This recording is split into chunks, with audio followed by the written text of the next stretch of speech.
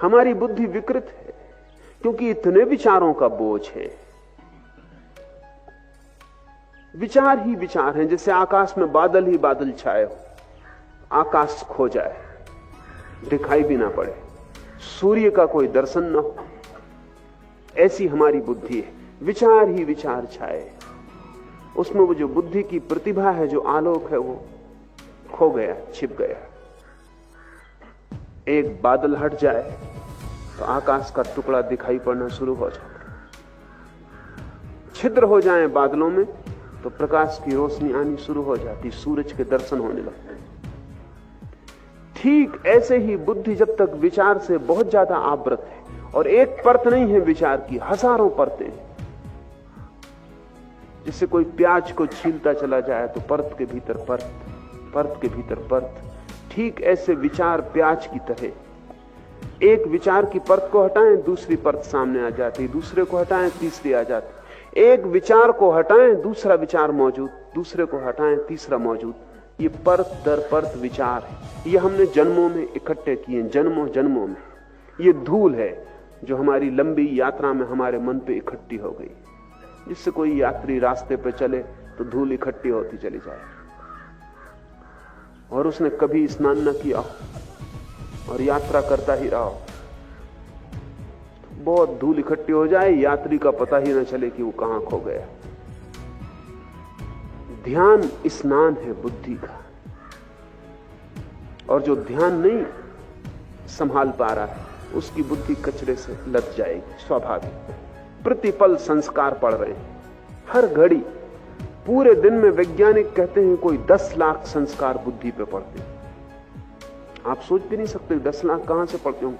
हर चीज का संस्कार पड़ रहा है। अभी मैं बोल रहा हूं, ये संस्कार पड़ रहा है। पक्षी आवाज कर रहा है, वो संस्कार पड़ रहा है। एक कार का हॉर्न बजा, वो संस्कार पड़ा। वृक्ष में हवा दौड़ी, वो संस्कार पड़ा। पैर में एक चींटी ने काटा, वो संस्कार पड़ा। सिर में थोड़ी पीड़ा हुई, वो संस्कार पड़ा।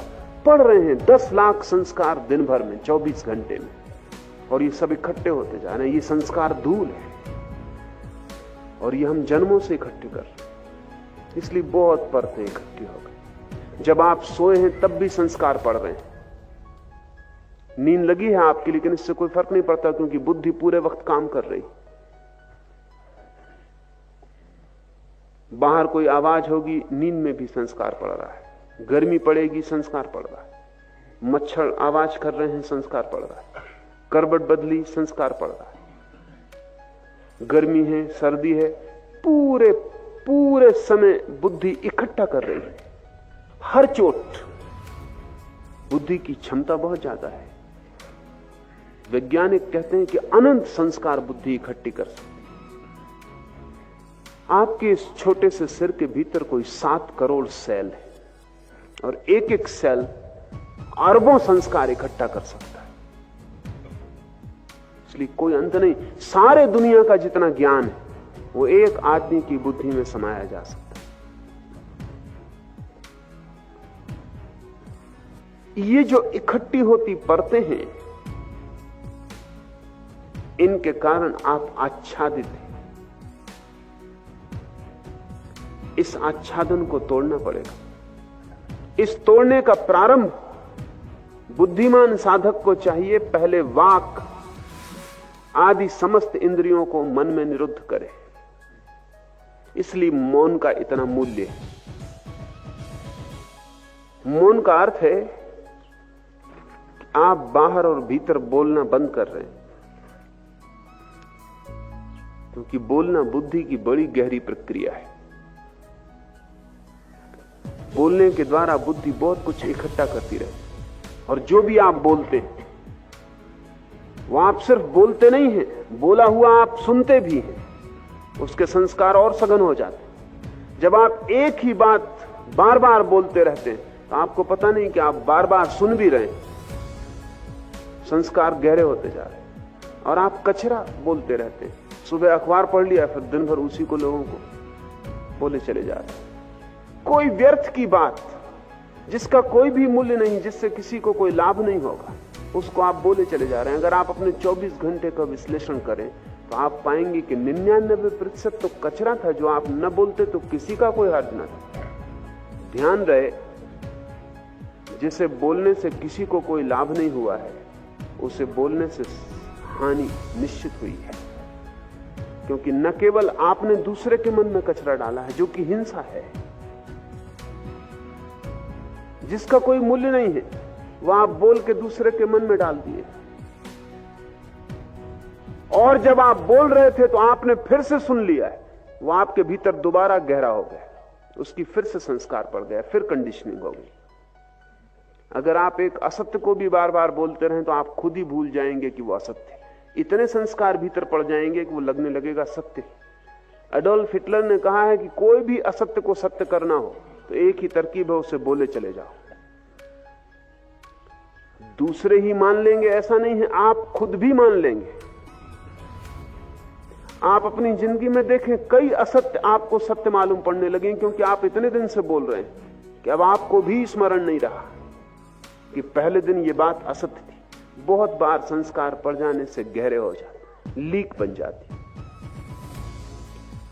पहला काम है साधक के लिए कि वो वाणी को संयत कर ले, वही बोले जो बिल्कुल अनिवार्य हो, अपरिहार्य हो, जिसके बिना चल ही ना सकेगा। ये दुनिया बड़ी शांत हो जाए अगर लोग अपरिहार्य को बोले, व्यर्थ को ना बोले। व्यर्थ को बोल के बड़ी झंझट में पड़ते हैं, क्योंकि बोल के आप ही थोड़ी बोलते हैं, दूसरा जवाब भी देगा। थोड़ा आप सोचें कि अगर आप संयत रहे होते, मौन रहे होते, तो कितने उपद्रव आपके जीवन से बच गए होते। बोल के आप न मालूम कितने उपद्रवों में पड़ रहे हैं, फिर उनको बचाने के लिए और बोलना पड़ता है, फिर ये सिलसिला बढ़ता चला जाता है। एक विशियस सर्किल, एक दुष्ट चक्र है जिसका फिर कोई अंत नहीं। इसलिए साधु चुप हो जाता है, उतना ही बोलता है जितना अनिवार्य है, और उतना ही बोलता है जिससे किसी का हित हो सकेगा, अन्यथा मौन रह जाता है।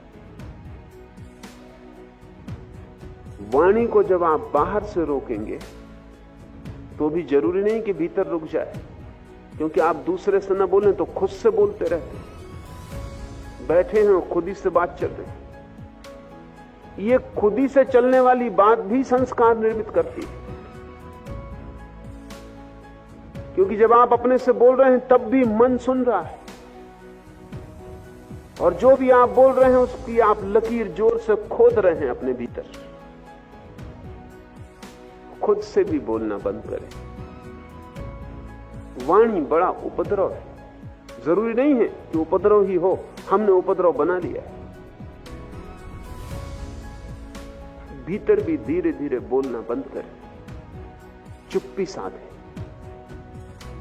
मौन को फैलने दें।